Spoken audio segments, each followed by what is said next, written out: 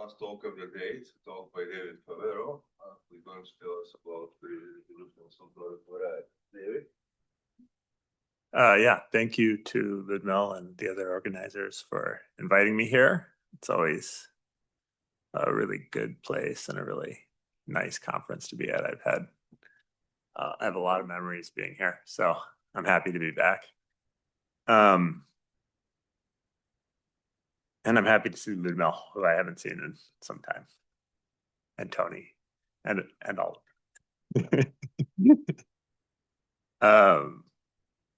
So yeah, I'm going to talk about, I think this was the title of my talk, or something close to this, locally free resolutions on toric varieties. And this is joint work with Mykola Sapronov, who's over there. Wave hi. Yeah, okay. All right. So I want to start with old formula in commutative algebra. So Hochster's formula.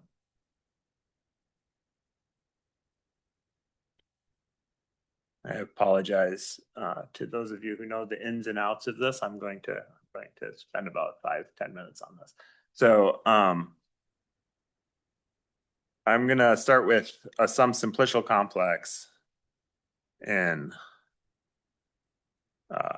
inside here. It's supposed to be a delta.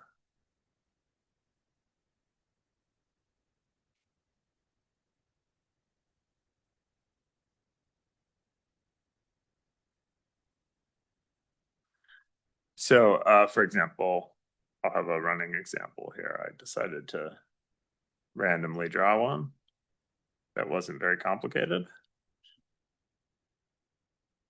Subset.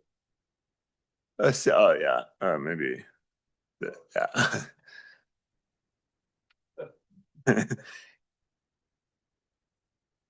Maybe I could move it. Oh, okay, I'm gonna try that.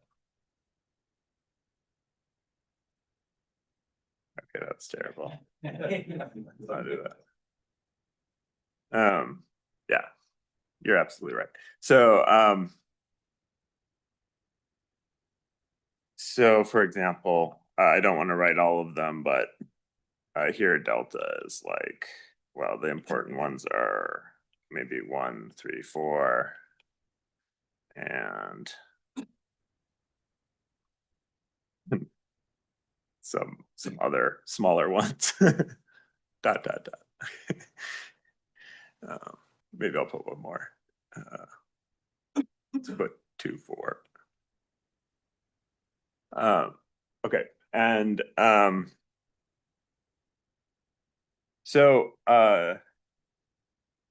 you can form an ideal I delta is called the Stanley-Reisner ideal.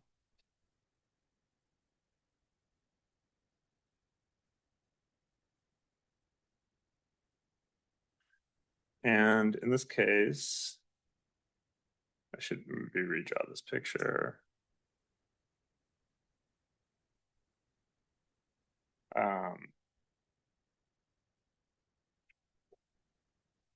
This is the ideal generated by x1, x2, x2, x3, x4 inside polynomial ring and 4 variables. So the 4 variables are just the vertices here. And then these monomials are the non-faces. So I don't have this 1, 2. I don't have this 2, 3, 4. Okay, the minimal non-faces.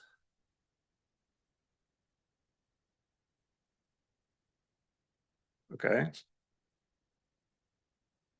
I suppose you could put the other ones too, but you wouldn't need them. And so conversely, you could think about this directly as just starting with square-free monomial ideals. So given a square-free monomial ideal,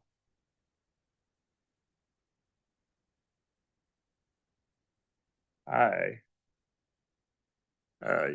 you can form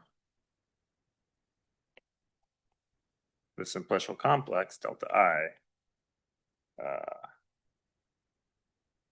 is consisting of exponents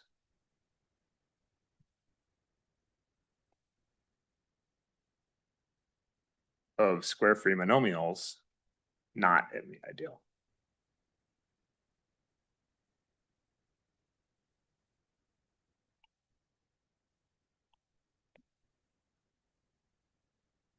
So you get this dictionary between square-free monomial ideals and simplicial complexes.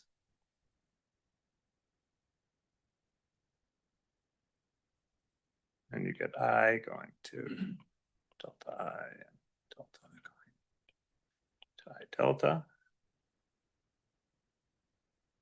And so now we can regard the polynomial ring as a z to the n graded ring. And then any monomial ideal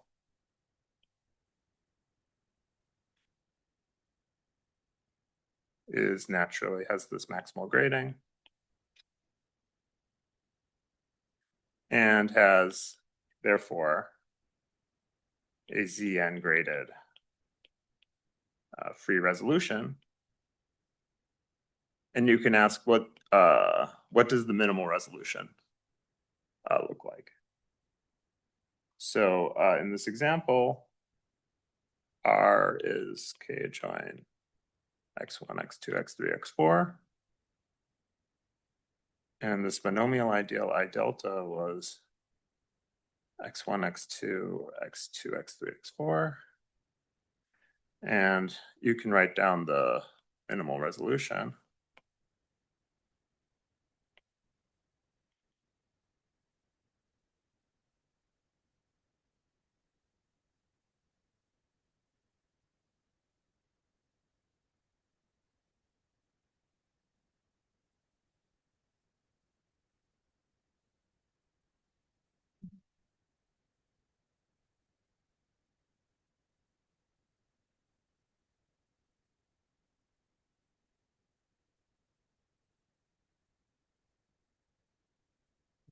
So that's just, you have to believe me that that's some resolution. Questions so far? Okay.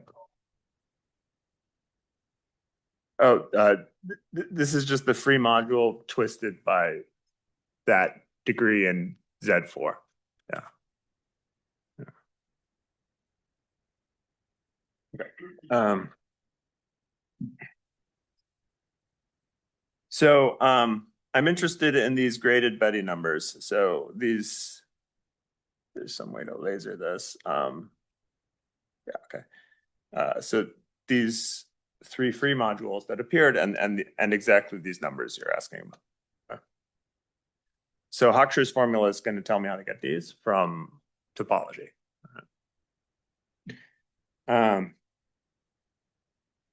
So let B be in subset of through n. And you can consider the subcomplex delta B of faces of B, faces in B. Okay, so Hochster's formula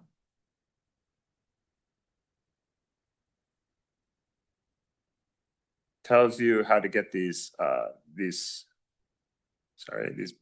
numbers here. So it says, maybe this B is bad notation. I should use beta here.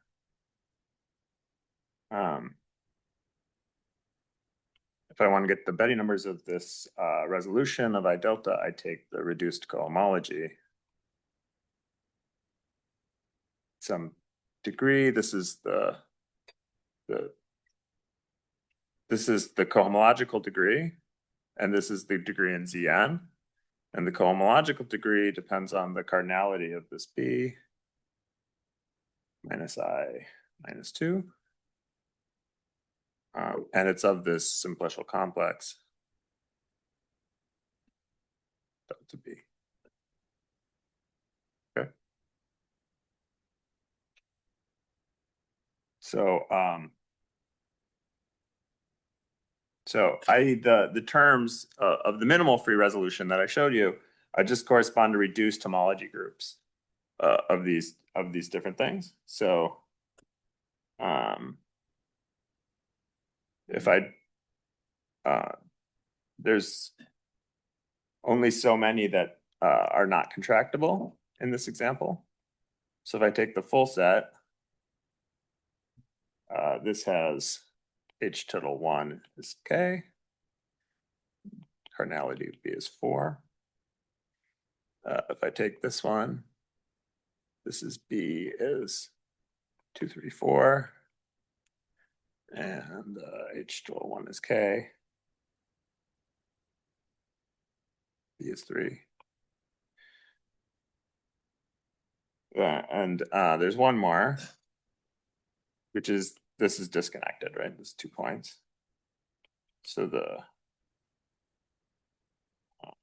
reduced cohomology at 0 is K. B is 2. So if you match these up, you get exactly this.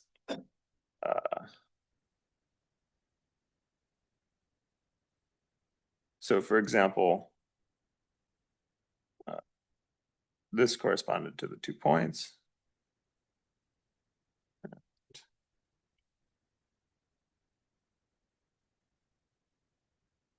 This was this complex here. And this was this one. You had I delta. This was just an exact sequence in this case. Okay. So the formula works. So now I want to move on. So that's kind of a warm up. So I want to do toric analog. Is there any questions about that? Okay. So I'm going to start with the following context instead, and then we'll get kind of back to some kind of Hochster's formula for lattice ideals for this. Yeah, so the degree shift was exactly, so this was 2, 3, 4, right? This was the 2, 3, 4. And this one was the 1, 2, right? 1, 2 was this one. 2, 3, 4 was this one. Okay.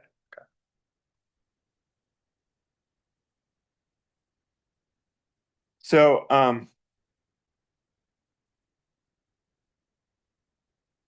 now I want to be in a slightly different situation. I want to let X and X prime be smooth projective toric varieties. Or you could take smooth DM stats or something like this, but I don't really care for this talk so much. And I'm going to let F be a finite map between them. A finite map. So it's important that this is finite. Okay. And so now my goal is going to be produce a minimal resolution in some sense of the structure sheaf of the push forward. Yeah, finite toric map. Thank you. Okay.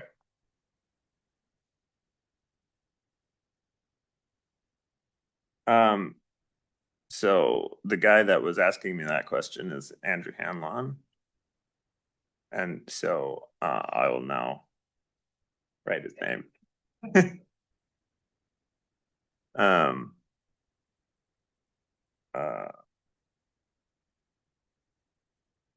So Andrew and Jeff Hicks, Oleg Lazarev, maybe 2-3 years ago, produced a resolution of this thing when F is a closed immersion.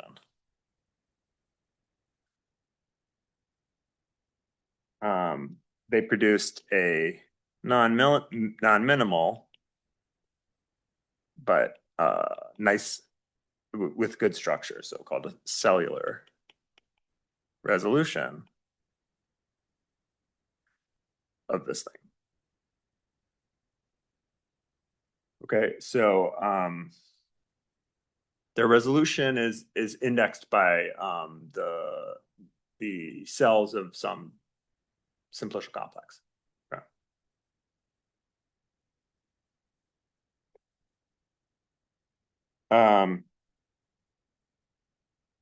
So I want to somehow minimize this thing to get Betti numbers like in Hochster's formula.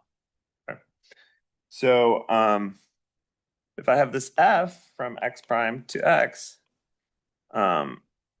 the fact that this map is finite actually means that the map on one parameter subgroups of the torus is injective. And you get this dual map, which has finite co-kernel. So this is the map of character lattices, and this is the one I care about.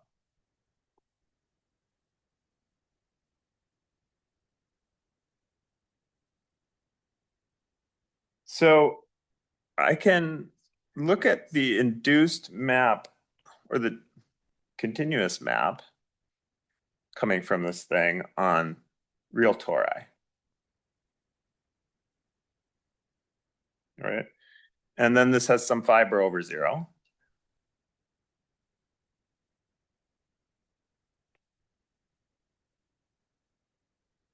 Okay. And I'm interested in this thing. So this thing comes with a stratification that goes back to Bondal.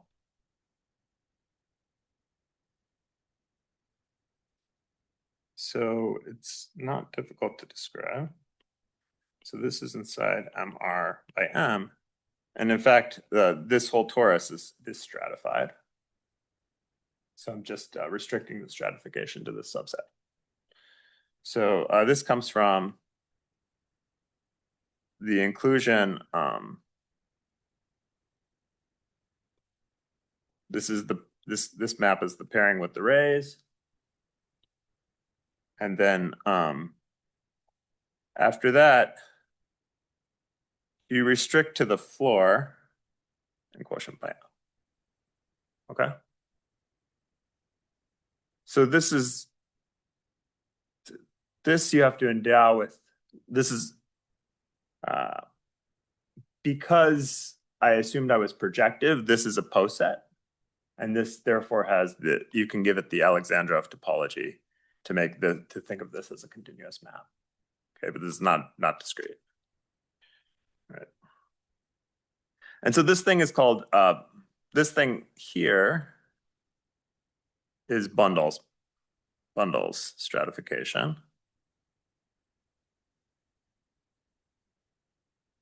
And maybe because we're at a homological mirror symmetry conference, I'll give away the fact that of somehow the mirror torus.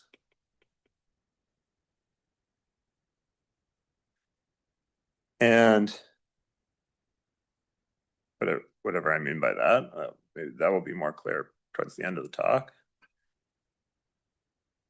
And so I also have this map, which I'll call alpha, which is just the stratification of this fiber over 0. Okay. So in other words, this fiber over 0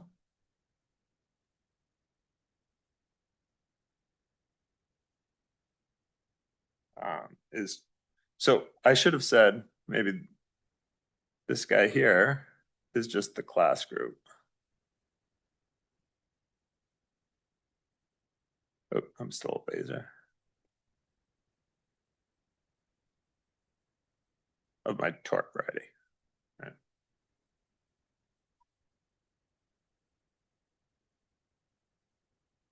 So I can take this is stratifying this space by divisors in the class group. Okay. So in fact, there's only a finite set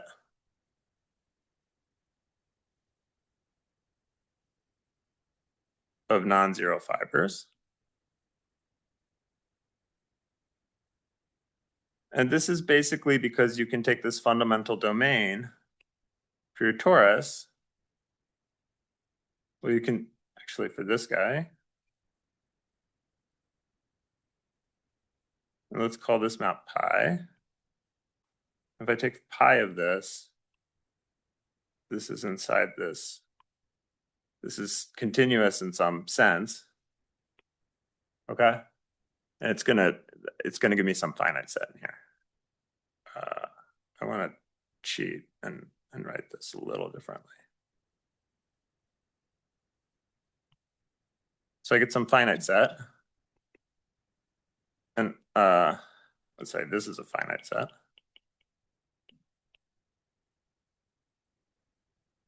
And I want to call this exactly what Andrew called it in his talk, which is this is called the Bundle-Thompson collection. Maybe we'll return to why that's true. And now I forget, I feel like I add a P or something, and it shouldn't be there. Okay. All right. So, and this was also, I think, mentioned in Dan's talk, for example, like these are the lattice points of a zonotope in the class group. Okay. All right. So why am I talking about all this? Well, we can state the theorem.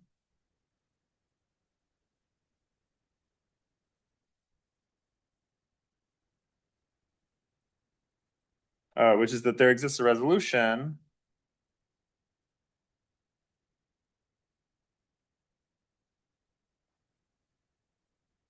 of this push forward.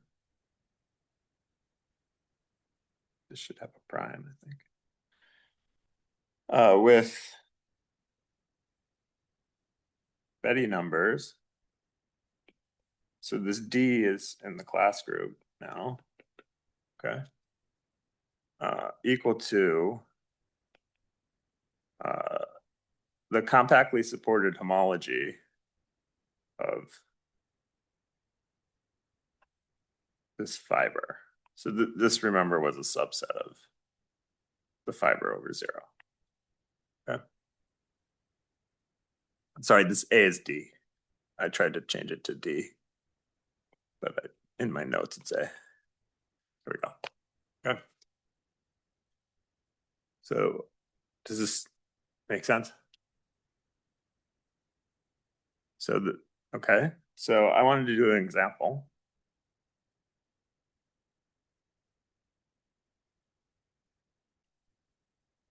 So let's take a linear system on P1. So xy is going to go to these 3 cubics. Okay. So this map is the normalization of the homogenization of the cuspidal cubic. So of the singular cubic.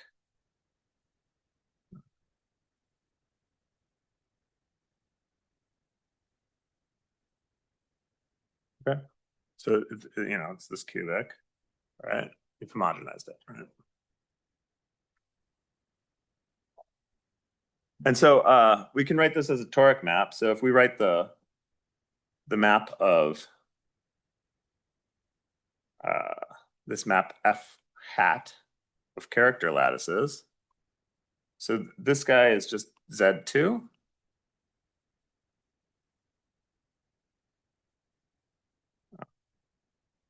And so this is because this is the character lattice of P2, and then I'm going to the character lattice of P1, right? So this is two numbers, okay? In this case, it's 2, 3. Okay. So we can write this map of real tori.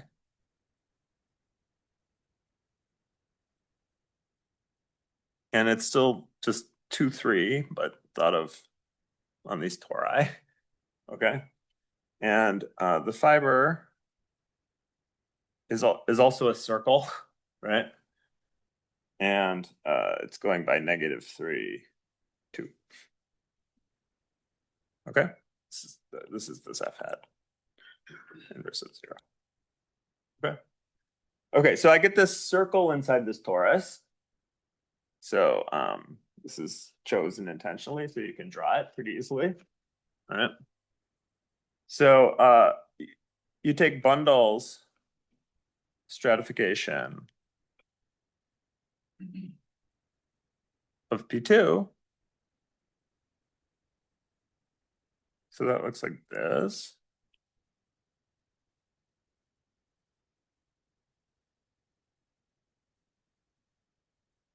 So there's 3 strata, and this is a torus. Okay. This is a torus. Okay. And now this circle has slope -3, 2. Okay. So you start drawing it on here, and it looks like this.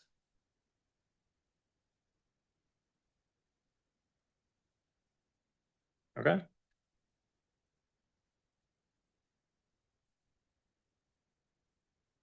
And now you have to restrict the stratification to this circle, right? So if I restrict the stratification to this circle, if I did it correctly, it looks like this, and then it looks like this.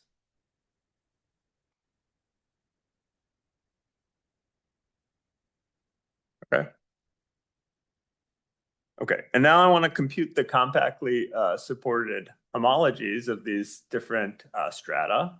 Okay, so this one's 0. Compactly supported homology of this contractible space is going to be 0. This one's going to be, let me mark them. Oh wait, I missed one. There's a point. Okay. So this one, oh sorry. So this one is H compactly supported, degree 0 is 0. This one,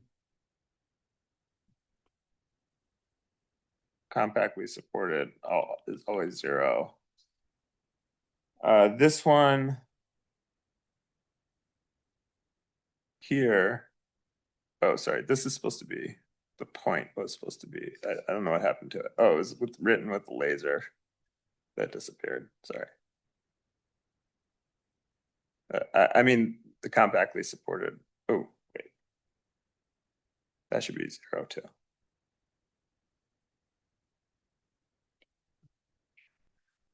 This one is H1. No, H0. Yeah. This one is H1. And so is this one. They're the same, right? Okay, so now I have to look at which strata I'm in, right? So this was, how did we record the Betti numbers? We had to know which strata we were in. So this one is marked by -2, and this one's -1, and this one's 0. Oh, shoot, laser. That's not very easy to see. Okay, so that marks this one with a -2, -2, -1. -1, 0. And I feel like I've done something wrong. This one should be 0. These two should, this is totally wrong. This should be H0. This should be H0 should be K. This should be 0. Okay, so now it's fixed. Sorry about that. Okay. Right. So now what's this resolution I'm gonna get? Well, I have the push forward, which is of the normalization of this cuspidal cubic. And now I have an OP1, OP2 of -1, which comes from this guy, because it's H0, it contributes here on the first term. And this one contributes a 0, this one contributes a -1. So just OP2. And then I get in H1s, I get 2 -2s. So I get OP2 -2 squared. And there's some 2 by 2 matrix here. It happens to be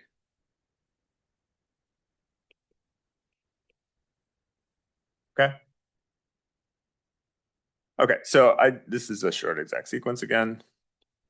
So I just read off this resolution from the stratification of this fiber. Okay. I have enough time, I think. So I want to do one more example. Yeah. Go black.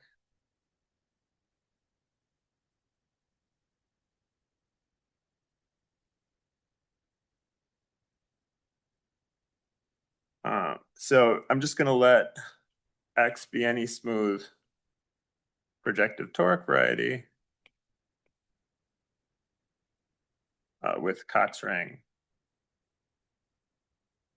So with n rays, so Cox ring. X1 through Xn. And I'm going to consider the map from this Cox ring to itself,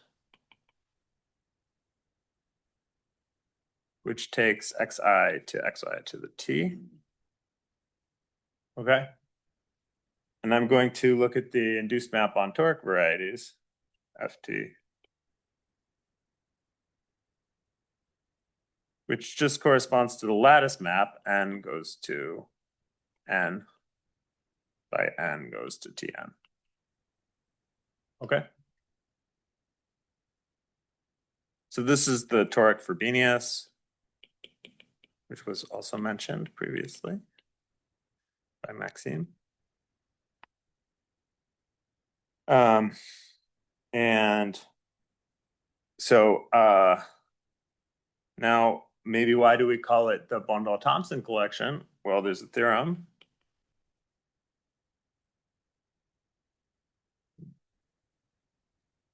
Thompson, which again has a P in my notes.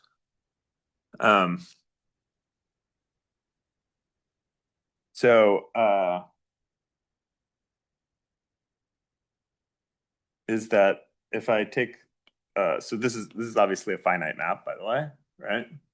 And if I take the push forward of OX into this finite map, it actually decomposes as a direct sum of line bundles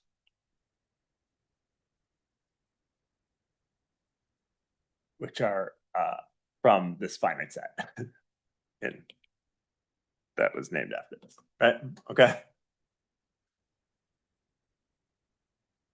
Okay, so he didn't call him that at the time. So well, what happens if we take the induced map? Well, M on character lattices is also just M goes to T times M, right? And we can look at MR by M goes to MR by M. And this is now a t to the n to 1 covering space, right? Right, and so this fiber is, this is my f to the t. So this is ft hat, sorry, inverse of 0. In here, this is actually just t to the n points, right? So it's easy to calculate the reduced homology of this, right? So you get exactly t to the n summands. So you just get a complex. What does the theorem tell you? You get a complex concentrated in degree 0, right? In other words, i.e., this push forward OX, right? Oh, sorry, it's capital F now, right? Is a vector bundle of rank t to the n with summands in this. And depending on if t is small, you might not get all of them, but you can actually trace where they are in the stratification to know exactly which ones to get. Okay.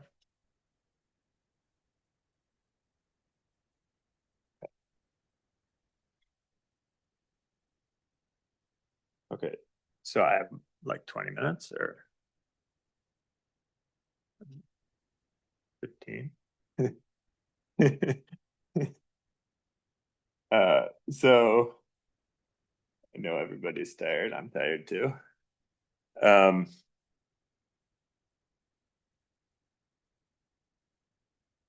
okay. So, in fact, this going back to Hochster's formula,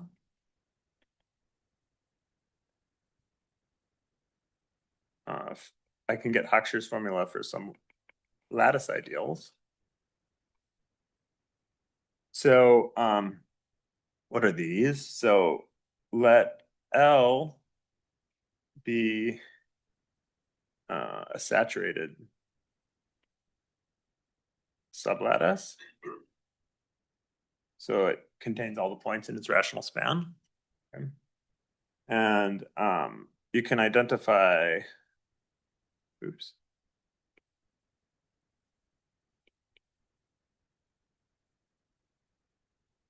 This polynomial ring with the monoid ring on and the basic monoid, right?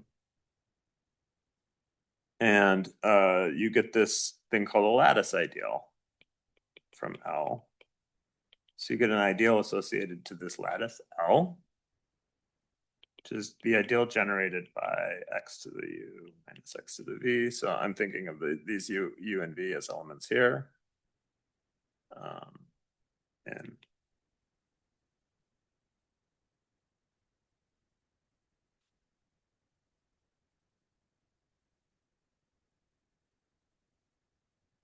okay. So this is some ideal, and this is the ideal that typically cuts out a toric variety. A lattice ideal. So maybe just observation. These are not Zn graded, right? Because the degree of u has to be equal to the degree of v. So the maximal grading is z to the n mod L. Okay. And so I want to give a theorem due to recent theorem due to Burkash Heller, Smith, and Yang, and simultaneously to Borisov and Hahn. Okay, says that the HHL resolution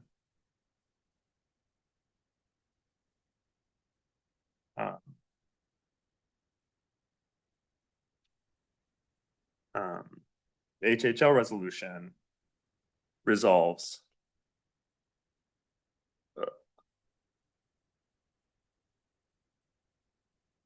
of, I'll just say, I'm running low on time, so say this guy where, actually, let me put this will be better. O sub the zero set of this lattice ideal. Okay. Actually, if you think about it as a free resolution, resolves the lattice ideal itself. Well, R mod, yeah. Okay. Yeah. So a consequence, right, is that our theorem gives minimal resolutions, Betti numbers, let's say.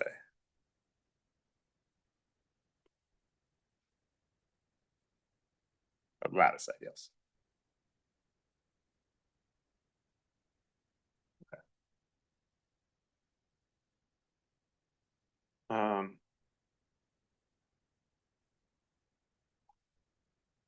So I think I'll skip.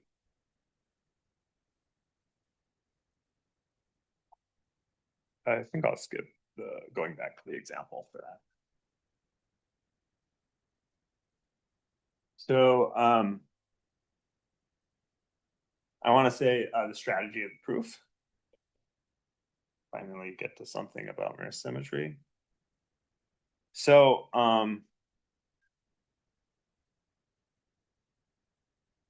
the strategy is that the mirror Lagrangian to this push forward, right, is the conormal bundle of this fiber we looked at, right? And so in the mirror, we can resolve this by cotangent fibers.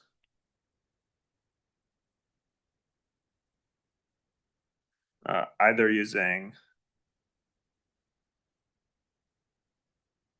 CW methods. So this recovers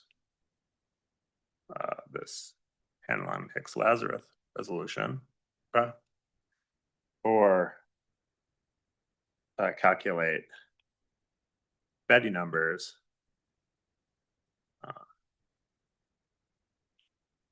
topologically, which is the theorem, the Hochster's formula I gave you, right? Is really just a calculation of Betti numbers in the cotangent fiber resolution of this Lagrangian. Okay. Okay.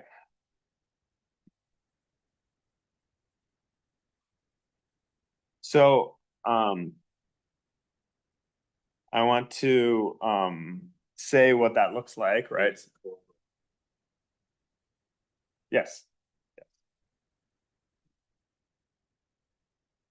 Okay, so that's what I'm going to try to say. I'm going to try and now draw a big diagram that involves many people and many contributions to, this is homological mirror symmetry, okay?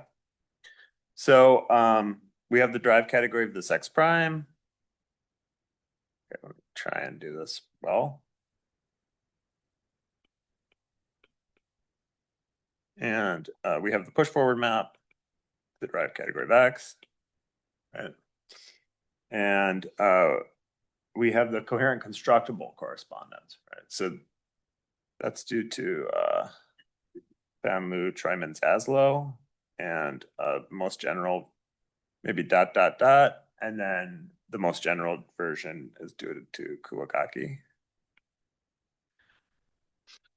And it gives this equivalence with the microlocal sheaf category. So sheaves on this torus with singular support on this immersed Lagrangian. Okay. I'm not going to define what it is. I'm just going to call it that's lambda prime. No. And I have the upper Schrieg functor here of the dual. Okay. Oh, this I called hat.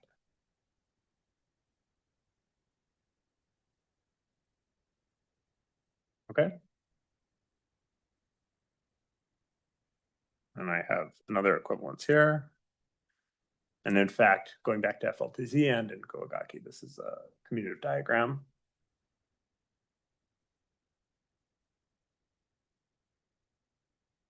And now I want to fill it in with a bunch of other stuff too. Okay. So Andrew, in his talk, gave this this fully faithful embedding into a category called decox, which was glued out of all the birational models. And I'm going to move this over a little bit.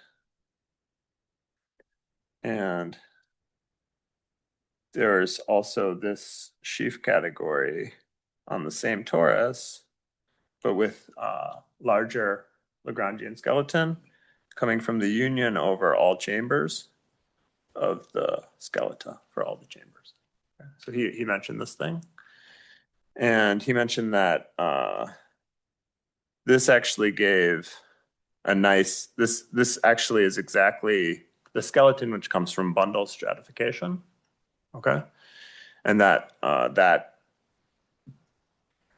this, we have this equivalence too, which maybe we'll also just call kappa. Okay.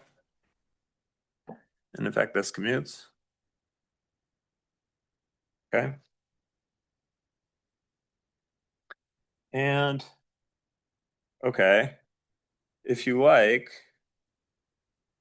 just to give some context, this is actually all we need for the result. So maybe I'll just use it for now, and then I'll give some context. So now if I take the structure sheaf here, right, I can go down. I get the constant sheaf on 0. And then I go here, I get the constant sheaf on this fiber over 0. Okay.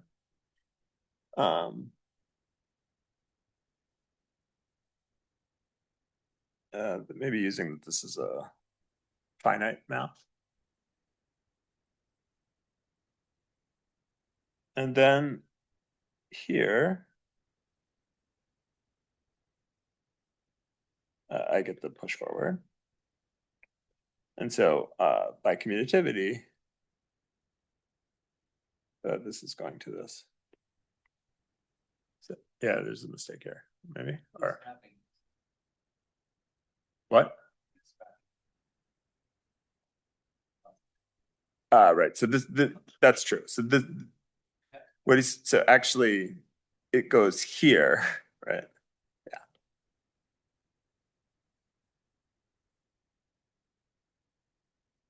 So this functor is not quite the shriek. It's maybe the shriek would land. The shriek would land all the way here, is what McCullough is saying, right? And so you have to take the adjoint functor called the wrapping. Right wrapping, is it? This is a right adjoint. Okay. And so he's saying that this is actually right wrapping. This is actually composed the right wrapping. Okay. And so here you actually get the right wrapping. Okay. But maybe that's kind of a detail that's not so important if you go to the rest of the diagram, which now you take the wrapped Fukaya category, and you can think of this here of the cotangent bundle with, I'll use notation and call this the stops. Okay. And here, this object would be the conormal bundle.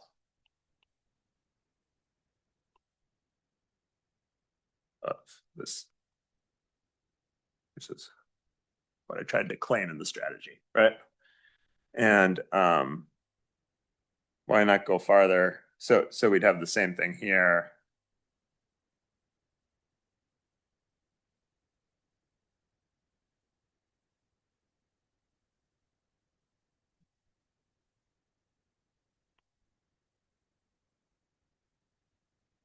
And I just wanted to mention that there's actually, so this result is, I just want to give credit to lots of people here. So GPS, now there's Aslo, I'm running low on time.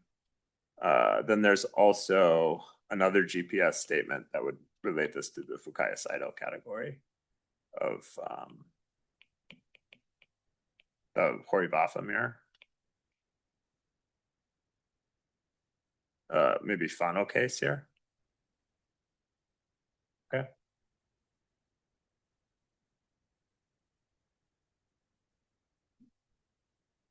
And then maybe this giant arrow here now is Abu Zaid. Okay.